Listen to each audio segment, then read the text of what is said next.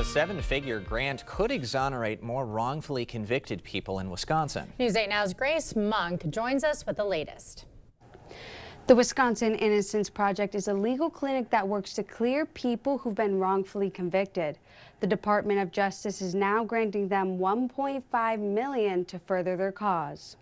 Individuals who believe they're wrongfully convicted ask the Madison agency to look into their cases. We get close to 100 applications a year, and so over our history, we've, thousands of people have written into us. Investigations often require DNA testing, something the clinic hasn't always had the money for or access to. We've had a number of cases where we've sort of hit dead ends, where it seemed like there was no more DNA to test, or there wasn't enough DNA to test.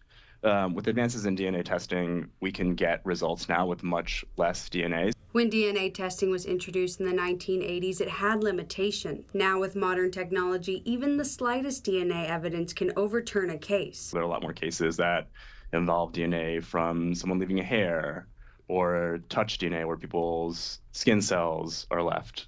And so those cases are more complicated, and as a result, the cost of those cases does increase. So even collecting the evidence can be pretty expensive. The grant will allow them to help people they previously turned away. I think we'll be able to look back at least 20 cases. Of course, whether we can do anything, whether the evidence is still around, whether the things can still be tested, that unfortunately I don't know, but I think we should have at least 20 cases.